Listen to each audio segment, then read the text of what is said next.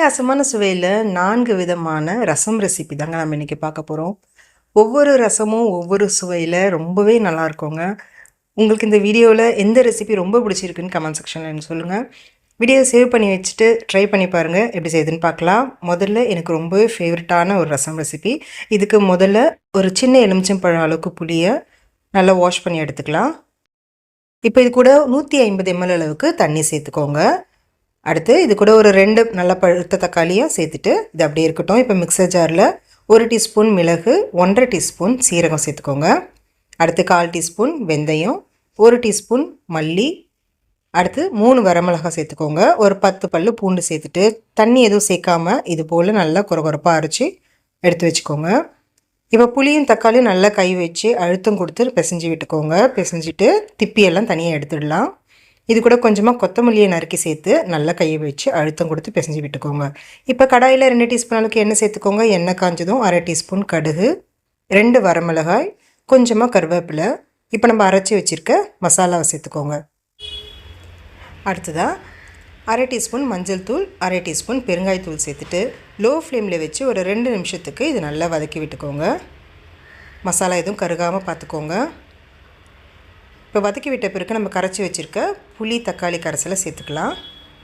சேர்த்துட்டு இது லேசாக கலந்து விட்டுக்கோங்க. இப்போ ரசத்துக்கு தேவையான அளவுக்கு உப்பு சேர்த்துக்கோங்க.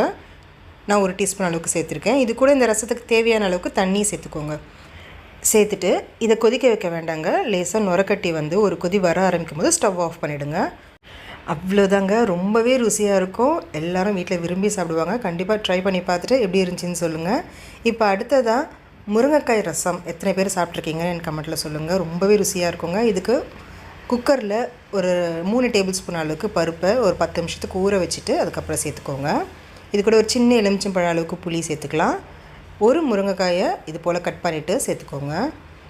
அடுத்து 2 நல்ல பழுத்த தக்காளியை சேர்த்துக்கிறேன். அடுத்ததான் ஒரு 1/4 டீஸ்பூன் மஞ்சள் தூள், தேவையான அளவுக்கு தண்ணி சேர்த்துக்கோங்க. பருப்பும் தக்காளியும் நல்லா மூழ்கி வர அளவுக்கு தண்ணி சேர்த்துட்டு குக்கரை மூடி வச்சுடுங்க. ஒரு 3லேருந்து 4 விசில் வரட்டும். இப்போ மிக்சர் ஜாரில் 1 டீஸ்பூன் மிளகு சேர்த்துக்கோங்க. அடுத்து 1 டீஸ்பூன் சீரகம் சேர்த்துக்கோங்க. 1/4 டீஸ்பூன் வெந்தயம், 2 வரமிளகாய், ஒரு 10 பல்லு பூண்டு, 1 ஸ்பூன் மல்லி விதை சேர்த்துட்டு தண்ணி எதுவும் சேர்க்க வேண்டாங்க. இதை நல்லா அரைச்சி எடுத்து வச்சுக்கோங்க. இப்போ பாருங்கள், பருப்பு முருங்கைக்காய் எல்லாம் நல்லா வெந்து வந்திருக்கு. இதை நல்லா வடிகட்டிட்டு மிக்சர் ஜாருக்கு மாற்றிக்கோங்க. இப்போ குக்கரில் இருக்க தண்ணி அப்படியே இருக்கட்டும், நம்ம ரசத்தில் சேர்த்துக்கலாம். இப்போ மிக்சர் ஜாரில் கொஞ்சமாக தண்ணி சேர்த்துட்டு இது போல் நல்லா ஃபைன் பேஸ்ட்டாக அரைச்சி எடுத்து ஒரு ஃபில்டரில் சேர்த்து இது போல் நல்லா வடிகட்டி எடுத்துக்கோங்க. தேவைப்பட்டுச்சுன்னா கொஞ்சமாக தண்ணி சேர்த்து இது நல்லா வடிகட்டி எடுத்துக்கலாம். இப்போ இந்த வேஸ்ட்டு நம்ம தூக்கி போட்டுடலாங்க. இப்போ இது கூட குக்கரில் இருக்கிற பருப்பு தண்ணியை சேர்த்துக்கோங்க. அடுத்து தேவையான அளவுக்கு தண்ணி சேர்த்துக்கோங்க. இந்த ரசம் எந்த பதத்துக்கு உங்களுக்கு தேவையோ அந்தளவுக்கு தண்ணி சேர்த்துக்கோங்க. இப்போ கடாயில் 2 டீஸ்பூன் எண்ணெய் சேர்த்துட்டு எண்ணெய் காஞ்சதும் கொஞ்சம் கடுகு, 2 வரமிளகாய், கொஞ்சமாக கருவேப்பிலை சேர்த்துக்கோங்க. இப்போ அரைச்சி வச்சுருக்க மசாலாவை சேர்த்துட்டு கொஞ்சமாக பெருங்காயத்தூள் சேர்த்துக்கோங்க. சேர்த்துட்டு இப்போ இது லோ ஃப்ளேமில் வச்சுட்டு ஒரு 2 நிமிஷத்துக்கு நல்லா வதக்கி விட்டுக்கோங்க. எப்பவும் போல் இல்லாமல் இந்த ரசம் ரொம்பவே புதுமையான சுவையில் இருக்குங்க. கண்டிப்பாக ட்ரை பண்ணி பாருங்கள். இப்போ இது நல்லா வதக்கி விட்ட பிறகு நம்ம கரைச்சி வச்சுருக்க பருப்பெல்லாம் சேர்த்துக்கலாம். சேர்த்துட்டு தேவையான அளவுக்கு உப்பு சேர்த்துக்கோங்க. இது கலந்து விட்டுருங்க. இது கொதி வர வேண்டாங்க. பருப்பு தக்காளி முருங்கைக்காயெல்லாம் நம்ம வேக வச்சிட்டோம். இது லேசாக நுரக்கட்டி வரும்போது நல்ல தாராளமாக பொடி நறுக்கில் கொத்தமல்லி தூவிட்டு நல்லா கலந்து விட்டுட்டு ஸ்டவ் ஆஃப் பண்ணிவிடுங்க. அவ்வளோதாங்க, ரொம்பவே ருசியான ஒரு முருங்கைக்காய் ரசம் ரெடி. ட்ரை பண்ணி பார்த்துட்டு எப்படி இருந்துச்சுன்னு சொல்லுங்கள். உங்களுக்கு ரொம்பவே பிடிக்கும்னு நினைக்கிறேன். அடுத்ததாக நம்ம பார்க்க போகிற ரசம் ரொம்பவே டிஃப்ரெண்ட்டான ஒரு மெத்தடில் ஹோட்டல் ஸ்டைலில் செய்ய போகிற ரசங்க. ரொம்பவே நல்லாயிருக்கும். ட்ரை பண்ணி பாருங்கள். இதுக்கு கடாயில் 2 டீஸ்பூன் அளவுக்கு எண்ணெய் சேர்த்துக்கோங்க. எண்ணெய் காஞ்சதும் நல்லா பழுத்த தக்காளியாக 2 தக்காளியாக இது போல் நல்லா மெல்லிசாக நறுக்கிட்டு சேர்த்துக்கோங்க. அப்போ தான் சீக்கிரமாக நம்மளுக்கு வெந்து வரும். இது கூட 2 பச்சை மிளகாயை பொடியை நறுக்கிட்டு சேர்த்துக்கோங்க. அடுத்து 2 கொத்து கருவேப்பிலையும் சேர்த்துட்டு தேவையான அளவுக்கு உப்பு சேர்த்துக்கோங்க. நான் 1 டீஸ்பூன் சேர்த்துருக்கேன். இப்போ இது நல்லா வதக்கி விடுங்க. தக்காளி நல்லா குழஞ்சி வரணும், அப்போ தான் ரசம் ரொம்ப நல்லாயிருக்கும். பாருங்கள், இந்தளவுக்கு நல்லா வதங்கி வந்த பிறகு ஒரு 10 பல்லு பூண்டை நல்லா தோலோடவே நல்லா இடிச்சிட்டு சேர்த்துக்கோங்க. சேர்த்துட்டு ஒரு 1 நிமிஷத்துக்கு மிதமான தீயில் நல்லா வதக்கி விட்டுக்கலாம். அடுத்ததாக 1/2 டீஸ்பூன் அளவுக்கு மஞ்சள் தூள் சேர்த்துட்டு ஒரு சின்ன எலுமிச்சம்பழ அளவுக்கு புளியை ஒரு 150 ml அளவுக்கு தண்ணியில் நல்லா திக்காக கரைச்சி எடுத்துருக்கேங்க. அதையும் சேர்த்துக்கலாம்.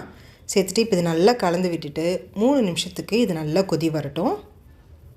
பாருங்கள், இந்த அளவுக்கு நல்லா கொதி வந்த பிறகு 1 டீஸ்பூன் அளவுக்கு மிளகு இது போல் அரைச்சிட்டு சேர்த்துருக்கேன். சேர்த்துட்டு இப்போ இந்த ரசத்துக்கு தேவையான அளவுக்கு தண்ணியை சேர்த்துக்கோங்க. நான் 2 கப் அளவுக்கு சேர்த்துருக்கேன். சேர்த்துட்டு இது நல்லா கலந்து விடுங்க. கொதி வரணும்னு அவசியம் கிடையாதுங்க. லேசாக நுரக்கட்டி வந்தாலே போதும். பாருங்கள், இது போல் நுரக்கட்டி வரும்போது இதை தனியாக எடுத்து வச்சுக்கோங்க.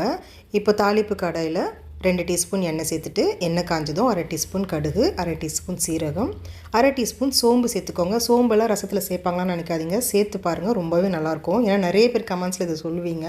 இது கூட ஒரு 2 வரமிளகாவையும் சேர்த்துட்டு கலந்து விட்டுட்டு ரசத்தில் சேர்த்துக்கோங்க. தாராளமாக கொத்தமல்லி நறுக்கி சேர்த்து பெருங்காயத்தூள் 1/2 டீஸ்பூன் அளவுக்கு சேர்த்துட்டு கலந்து விடுங்க. செம்ம டேஸ்டியாக இருக்கும். ரொம்ப வித்தியாசமான சுவையிலையும் இருக்கும். கண்டிப்பாக மிஸ் பண்ணாமல் அதை ட்ரை பண்ணி பார்த்துட்டு எப்படி இருந்துச்சுன்னு சொல்லுங்கள்.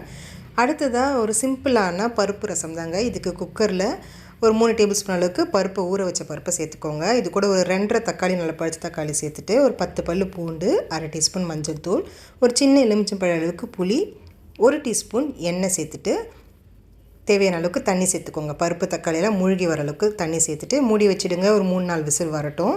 இப்போது ஸ்டீம் இறங்கின பிறகு தக்காளியோட தோலை தனியாக எடுத்துடலாம். இது உங்கள் விருப்பம் தான், அப்படியே சேர்த்தாலும் பரவாயில்ல. இப்போ மத்து இல்லை மேஷர் வச்சு நல்லா கடைஞ்சி விட்டுக்கோங்க. இப்போ ஒரு இடிக்கல் இல்லை மிக்சர் ஜாரில் கூட நீங்கள் அரைச்சிக்கலாம். 1 டீஸ்பூன் மிளகு, 1/2 டீஸ்பூன் சீரகம் சேர்த்துட்டு நல்லா இது போல் இடிச்சிக்கோங்க. இப்போ கொஞ்சம் கொத்தமல்லி தண்டாக சேர்த்துக்கோங்க. அப்போது ருசி ரொம்ப நல்லாயிருக்கும். அதையும் இடிச்சிக்கலாம். இப்போ இதை தனியாக எடுத்து வச்சுக்கோங்க. இப்போ கடாயில் 2 டீஸ்பூன் அளவுக்கு எண்ணெய் சேர்த்துக்கோங்க. எண்ணெய் காஞ்சதும் 1/2 டீஸ்பூன் கடுகு, 1/2 டீஸ்பூன் சீரகம், ஒரு 3 வரமிளகாயை கிள்ளி சேர்த்துக்கலாம். அடுத்து 2 கொத்து கருவேப்பிலையை சேர்த்துட்டு அரைச்சி வச்சுருக்க மசாலாவையும் சேர்த்துக்கோங்க. லோ ஃப்ளேமில் வச்சுட்டு ஒரு 2 நிமிஷத்துக்கு இது நல்லா வதக்கி விட்டுக்கோங்க. இப்போ நம்ம கடைஞ்சி வச்சுருக்க பருப்பை சேர்த்துக்கலாம். சேர்த்துட்டு ரசத்துக்கு தேவையான அளவுக்கு தண்ணியும் சேர்த்துக்கோங்க. இப்போ உப்பு சேர்த்துக்கோங்க. 1/4 டீஸ்பூன் பெருங்காயத்தூளையும் சேர்த்துக்கோங்க. சேர்த்துட்டு இப்போ இது நல்லா கலந்து விட்டுக்கோங்க. கொதி வரணும்னு அவசியம் கிடையாதுங்க. லேசாக நுரக்கட்டி வந்ததும் ஸ்டவ் ஆஃப் பண்ணிவிடுங்க. ரொம்ப சிம்பிளான ஒரு பருப்பு ரசம், ரொம்பவே ருசியாக இருக்கும். ட்ரை பண்ணி பாருங்கள். இந்த 4 வகையான ரசத்தில் உங்களுக்கு எது ரொம்ப பிடிச்சிருக்குன்னு 1, 2, 3, 4ன்னு எனக்கு கமெண்ட்டில் சொல்லுங்கள். வீடியோ பிடிச்சிருந்துச்சுன்னா லைக் பண்ணி ஷேர் பண்ணுங்கள். Thank you friends.